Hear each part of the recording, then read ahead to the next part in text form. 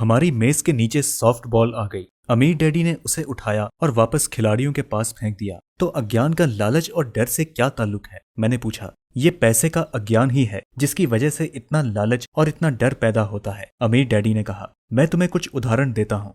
एक डॉक्टर जो अपने परिवार को ज्यादा खुशी देना चाहता है अपनी फीस बढ़ा देता है। उसकी फीस बढ़ने की वजह से स्वास्थ्य सुविधाएं हरेक के लिए महंगी हो जाती हैं। अब इससे गरीब लोगों को सबसे ज्यादा नुकसान पहुंचता है, इसलिए गरीब लोगों का स्वास्थ्य अमीर लोगों के लिए ज्यादा बुरा होगा। अब चूंकि डॉक्टरों ने अपनी फीस बढ़ा दी है, इसलिए वकील भी अपनी फीस बढ़ा देते हैं। चूंकि वकीलों ने अपनी फीस बढ़ा दी है, इसलिए स्कूल के टीचर भी अपनी तनख्वाह बढ़वाना चाहते हैं, जिस कारण हमारा टैक्स बढ़ता है और ये सिलसिला अनंत काल तक यूं ही चलता रहता है। जल्द ही अमीर और गरीब लोगों के बीच इतना भयानक अंतर हो जाता है कि प्रलय आ जाएगी और एक और महान सभ्यता धाराशायी हो जाएगी। महान सभ्यताएं तभी धाराशायी हुई हैं जब अमीरों और गरीबों के बीच का फासला बहुत ज्यादा हो गया है। अमेरिका भी उसी रास्ते पर चल रहा है और इससे ये साबित होता है कि इतिहास अपने आप को दोहराता है, क्योंकि हम इतिहास से कुछ नहीं सीखते हैं। हम केवल ऐतिहासिक तारीखें और नाम रटते हैं, लेकिन उनके सबक को भूल जाते हैं। क्या कीमतें नहीं बढ़नी चाहिए? मैंने पूछा।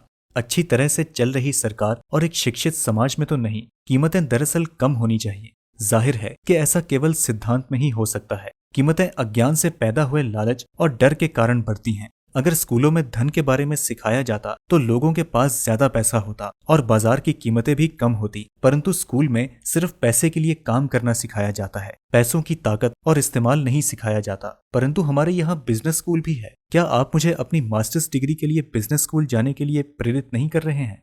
हाँ, अमीर डैडी ने कहा। परंतु अक्सर ऐसा होता है कि बिजनेस स्कूल ऐसे कर्मचारियों को प्रशिक्षित करते हैं जो परिष्कृत बीन काउंटर्स होते हैं। ईश्वरी मालिक है। जब कोई बीन काउंटर बिजनेस संभाल ले, वे सिर्फ संख्या को देखते हैं, लोगों को निकालते हैं और बिजनेस का गला घोंट देते हैं। मैं जानता हूँ, क्योंकि मैं बीन काउंटर से काम लेता हूँ। वे सिर्फ इतना ही सोचते हैं कि लागत कैसे कम की जाए और कीमत कैसे बढ़ाई जाए, जिससे बहुत सी समस्याएं पैदा हो जाती हैं। बीन काउंटिंग भी महत्वपूर्ण है। मैं सोचता हूँ कि ज्यादा लोगों को इस बारे में जानना चाहिए, परंतु ये भी पूरी तस्वीर नहीं बताती, अमीर डैडी ने गुस्से से कहा। तो फिर क्या इसका कोई हल है? माइक ने पूछा। हाँ, अमीर डैडी ने कहा। सोचने के लिए अपनी भावनाओं का इस्तेमाल करना सीखो। अपनी भावनाओं के बहाव में आकर मत सोचो। जब तुम लोग मुफ्त में काम करने के लिए तैयार हो गए थे तो तुमने अपनी भावनाओं को काबू में रखना सीख लिया था। तभी मैं समझ गया था कि तुमसे उम्मीद की जा सकती है। जब मैंने तुम्हें ज्यादा तनख्वाह का लालच दिया तब तुमने एक बार फिर भावनाओं की बात नहीं मानी। तुम ताकतवर भावनाओं के बावजूद सोचना सीख रहे थे। ये पहला कदम था।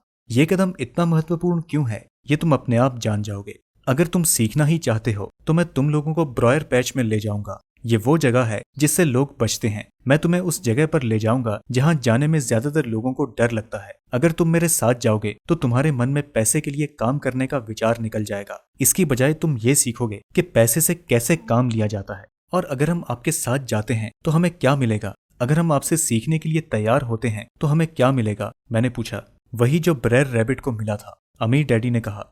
टार बेबी से आजादी। क्या ऐसा कोई ब्रॉयर पैच है? मैंने पूछा।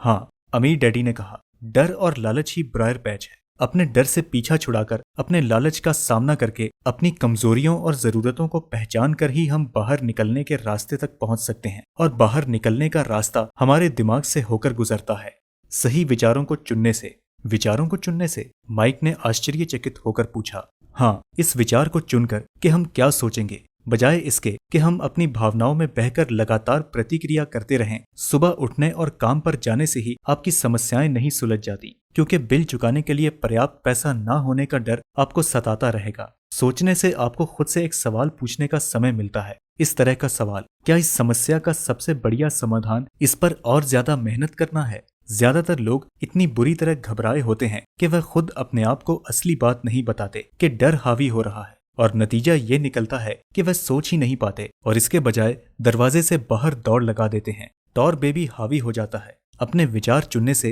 मेरा यही मतलब था। पर हम ऐसा किस तरह करेंगे? माइक ने पूछा। यही तो मैं तुम्हें सिखाने वाला हूँ।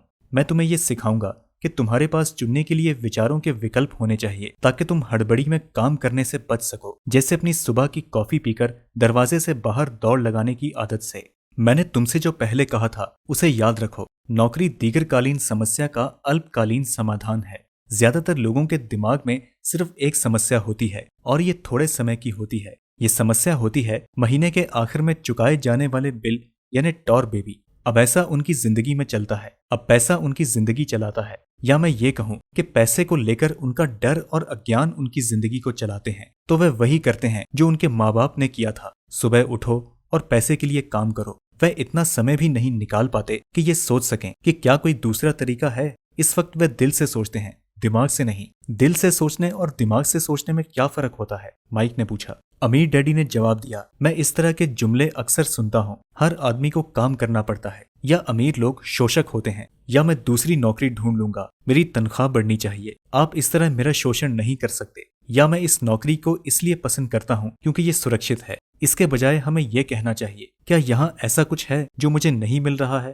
इस तरह भावना पर आधारित हमारे विचारों की जंजीर टूट जाएगी और हमें ज्यादा अच्छे तरीके से सीखने का मौका मिल जाएगा। मुझे मानना ही पड़ेगा कि मेरे लिए ये सबक एक महान सबक साबित हुआ। ये जानना कि कब कोई आदमी दिल से बोल रहा है और कब दिमाग से, किसके शब्दों में भावनाएं छुपी हुई हैं और किसके शब्दों में विचार, ये एक ऐसा सबक था जो जिंदगी भर मेरे काम आया। खास तौर पर तब जब मैं अपने दिल से यानी अपनी भावनाओं से बोल रहा था, ना कि अपने विचारों या दिमाग से। जब हम स्टोर की तरफ वापस मुड़े तो अमीर डैडी ने यह कहा कि अमीर लोग हकीकत में पैसा बनाते हैं, वे इसके लिए काम नहीं करते। उन्होंने ये भी बताया कि 5 सेंट के शीशे के सिक्के ढालते समय जब माइक और मैं ये सोच रहे थे कि हम पैसा बना रहे हैं, तो हमारे विचार उसी रास्ते पर चल रहे थे जिस पर अमीर लोग चलते हैं। दिक्कत सिर्फ इतनी थी कि हमारे लिए ऐसा करना गैर कानूनी था। सरकार और बैंकों के लिए ऐसा करना कानूनी था, परंतु हमारे लिए नहीं था। उन्होंने ये भी बताया कि पैसा कानूनी और गैर कानूनी दोनों ही तरीकों से कमाया जा सकता है। अमीर डैडी ने बाद में हमें ये समझाया कि अमीर लोग जानते हैं कि धन एक भ्रम है जो हकीकत में गधे के सामने लटकी गाजर की तरह होता है। धन के भ्रम के कारण जो डर और लालच पैदा होता है, उसकी वजह से ही अरबों खरबों लोग ये सोचते रहते हैं कि धन असली चीज है। धन दरअसल एक माया जाल है।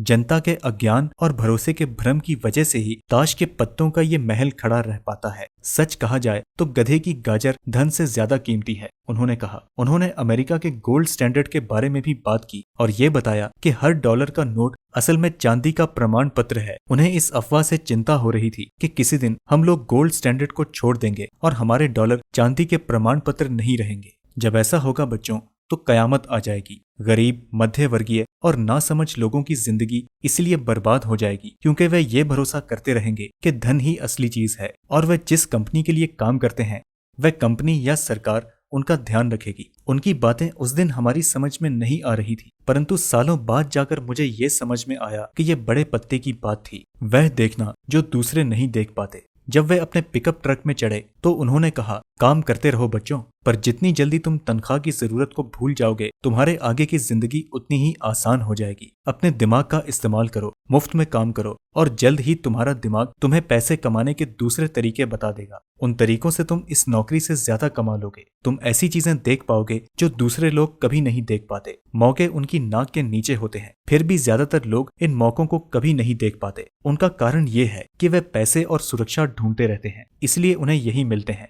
जिस वक्त तुम एक मौका भांपने में कामयाब हो जाओगे, उसके बाद तुम जिंदगी भर मौका भांप सकते हो। जिस वक्त तुम ऐसा कर लोगे, मैं तुम लोगों को कुछ और बातें सिखाऊंगा। इस बात को ध्यान से समझ लो ताकि तुम जिंदगी के सबसे बड़े जाल से बच सको। वह टॉर बेबी तुम्हें कभी नहीं छू पाएगा। माइक और मैंने स्टोर से अपनी चीजें उठाई और मिसेस मार्टिन से गुड बाय कहा। हम वापस पार्क गए, उसी पिकनिक बेंच पर बैठे और वहां घंटों तक सोचते रहे और बातें करते रहे। हमने अगला हफ्ता स्कूल में इसी बारे में सोचते और बातें करते हुए बिताया। 2 हफ्ते तक हम लोग यही सोचते रहे, बातें करते रहे और मुफ्त में काम करते रहे। दूसरे शनिवार के आखिर में मैं मिसेस मार्टिन से दोबारा गुड बाय कर रहा था और कॉमिक बुक स्टैंड को ललचाई नजर से देख रहा था। हर शनिवार 30 सेंट न मिलने में सबसे दुखद बात यह थी कि मेरे पास कॉमिक्स खरीदने के लिए बिल्कुल भी पैसे नहीं थे। अचानक जब मिसेस मार्टिन मुझे और माइक को गुड बाय कर रही थी, मैंने उन्हें एक ऐसा काम करते देखा जो इसके पहले कभी नहीं देखा था। मेरा मतलब है कि मैंने इसके पहले उन्हें ऐसा करते देखा तो था, पर उस पर ध्यान नहीं दिया था। मिसेस मार्टिन ने कॉमिक्स के पहले पेज को आधा काटा और उसे संभाल कर अपने पास रख लिया। बाकी की पुस्तक को उन्होंने एक बड़े से भूरे कार्डबोर्ड के डिब्बे में डाल दिया। जब मैंने उनसे पूछा कि वे इन कॉमिक्स का क्या करती हैं, तो उन्होंने कहा, मैं उन्हें फेंक देती हूँ। जब वह नई कॉमिक्स लाता है तो मैं ऊपर के आधे कवर को क्रेडिट के लिए कॉमिक बुक डिस्ट्रीब्यूटर को दे देती हूँ। वह 1 घंटे में आने ही वाला है। माइक और मैंने 1 घंटे तक इंतजार किया। जल्द ही डिस्ट्रीब्यूटर आया और मैंने उससे पूछा कि क्या हमें कॉमिक्स मिल सकती हैं। इस पर उसने जवाब दिया, आपको मिल सकती हैं अगर आप इस स्टोर में काम करते हैं और अगर आप ये वादा करें कि आप उन्हें दोबारा नहीं बेचेंगे। हमारी पार्टनरशिप एक बार फिर कायम हो गई। माइक की मम्मी ने बेसमेंट में हमें एक खाली कमरा दे दिया जो उनके किसी भी काम का नहीं था। हमने उसकी सफाई करके उसमें सैकड़ों कॉमिक्स जमा कर ली। जल्द ही हमारी कॉमिक्स लाइब्रेरी लोगों के लिए खोल दी गई। माइक की छोटी बहन को पढ़ने का बहुत शौक था, इसलिए हमने उसे अपना लाइब्रेरियन बना लिया। लाइब्रेरी में आने और कॉमिक्स पढ़ने के लिए वह हर बच्चे से 10 सेंट लेती थी। स्कूल खत्म होने के बाद हर दोपहर 2:30 से 4:30 तक लाइब्रेरी खुलती थी। पड़ोस के बहुत से बच्चे इसके ग्राहक बन गए थे और वे जितनी कॉमिक्स पढ़ना चाहते थे 2 घंटे में पढ़ सकते थे। यह उनके लिए बहुत बढ़िया सौदा था क्योंकि एक कॉमिक्स की कीमत 10 सेंट होती थी और 2 घंटे में वे 5 या 6 कॉमिक्स पढ़ लेते थे। माइक की बहन लौटते समय बच्चों की तलाशी लेती थी और ये देख लेती थी कि वे अपने कपड़ों में कॉमिक्स छुपाकर तो नहीं ले जा रहे। वह इस बात का रिकॉर्ड भी रखती थी कि हर रोज कितने बच्चे आए, उनका नाम क्या था और उनके सुझाव क्या थे। माइक और मुझे 3 महीने तक हर हफ्ते $9.5 का औसत लाभ हुआ। हमने उसकी बहन को हर हफ्ते $1 का भुगतान किया और उसे मुफ्त में कॉमिक्स पढ़ने का फायदा भी दिया। हालांकि वह कॉमिक्स कभी कभार ही पढ़ती थी क्योंकि वह हमेशा अपनी पढ़ाई में लगी रहती थी। माइक और मैं समझौते के मुताबिक हर शनिवार स्टोर में काम करते रहे। साथ ही हम अलग अलग दुकानों में कॉमिक्स इकट्ठी करते रहे। हमने वादे के मुताबिक कॉमिक्स नहीं बेची। जब कोई कॉमिक्स फट जाती थी तो हम उसे जला देते थे। हमने इसकी एक शाखा खोलने की भी कोशिश की, लेकिन हमें माइक की बहन की तरह मेहनती और भरोसेमंद लाइब्रेरियन नहीं मिला। बहुत कम उम्र में ही हमने ये जान लिया था कि अच्छे स्टाफ को खोजना कितना मुश्किल होता है। लाइब्रेरी खुलने के 3 महीने बाद हमारी लाइब्रेरी में एक समस्या आ गई। दूसरे मोहल्ले के कुछ गुंडे अंदर घुस आए और उन्होंने झगड़ना शुरू कर दिया। माइक के डैडी ने सुझाव दिया कि हम अपना ये कारोबार बंद कर दें। इस तरह हमारा कॉमिक्स का धंधा बंद हो गया और हमने कन्वीनियंस स्टोर पर हर शनिवार काम भी करना बंद कर दिया। फिर भी अमीर डैडी रोमांचित थे क्योंकि उनके पास ऐसी बहुत सी नई बातें थी जो वह हमें सिखाना चाहते थे। वह खुश थे क्योंकि हमने उनके पहले सबक को इतनी अच्छी तरह सीख लिया था। हमने ये भी सीख लिया था कि पैसे से अपने लिए काम कैसे करवाया जाता है। स्टोर में नौकरी के बदले पैसा नहीं मिलता था, इसलिए हमें मजबूरन अपनी कल्पना शक्ति पर जोर डालना पड़ा ताकि हम पैसा कमाने का कोई दूसरा तरीका ढूंढ सकें। कॉमिक्स लाइब्रेरी हमारा अपना व्यवसाय था। हमारा धन हमारे काबू में था और हम किसी मालिक के मोहताज नहीं थे। इसमें सबसे अच्छी बात यह थी कि हमारे व्यवसाय से हमें तब भी पैसा मिलता था जब हम वहां स्वयं मौजूद नहीं होते थे। उस समय हम पैसे के लिए काम नहीं करते थे, बल्कि हमारा पैसा हमारे लिए काम करता था। ज्यादा तनख्वाह देने की बजाय अमीर डैडी ने हमें इतनी बढ़िया नसीहत दे दी थी।